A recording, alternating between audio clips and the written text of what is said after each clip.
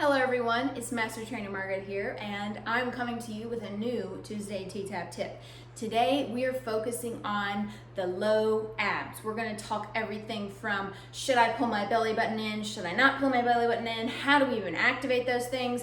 That's what we're going to go into today. And if you're watching on YouTube, be sure to subscribe because I have new videos and sometimes full-length workouts every week that you can catch right here.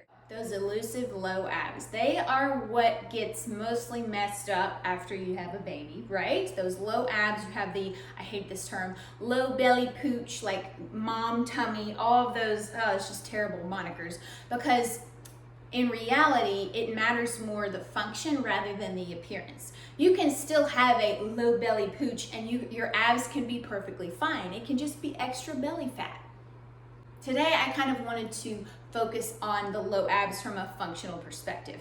How do you activate them, like say in t-tapp? So in t-tapp, the reason why it's so effective for people is that Teresa takes you out of the anterior tilt that a lot of us have, and she puts you more into a neutral pelvis. So the muscle that a lot of us need to pay attention to, especially for the low abs, is your transverse abs.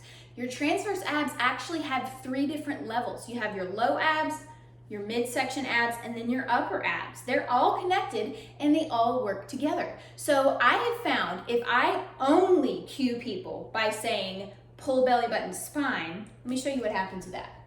Okay, so if I say, hey, pull belly button to spine, do you see this? Do you see how my belly button's pulling in, but all of this is not really activating? So that's when I started to realize, and this is a couple years ago, instead of saying just belly button in, you say up. Do you see the difference? Belly button in, but then watch this, belly button up. And Teresa already has this baked into her program because she has you, instead of being in an arched out, she's getting you out of that with a slight pelvic tuck.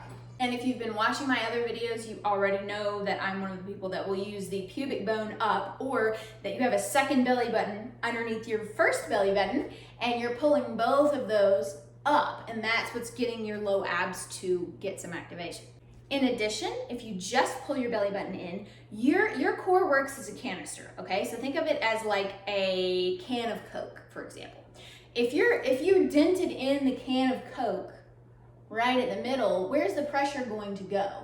Well, it's gonna go below and it's gonna go above, but you're also gonna be sending pressure downward, and we do not want that. So that's why it's important to think of it all lifting up instead of just one place, instead of just putting your belly button to spine. That's why Teresa says belly button in and up, because she's trying to get you to think of lifting up instead of bearing down.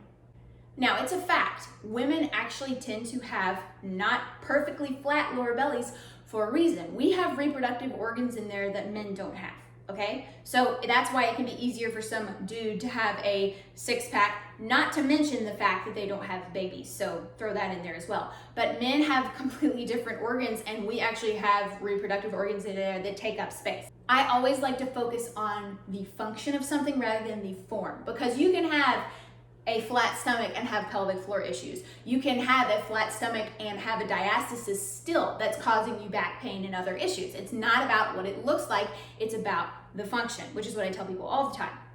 I've trained some ladies and they don't have a flat tummy, but they have some darn strong abs. Like, their abs are firing, they are doing good tension control, they don't have any pelvic floor issues. So again, it always matters the function of something rather than the form. Thank you so much for watching this video. I hope that this was really helpful to you and kind of cleared up some of that on how to get your low abs to be working better. So I'd love to hear your feedback on this. You can comment below, send me a message. I will be back next week with a brand new tip. See you then.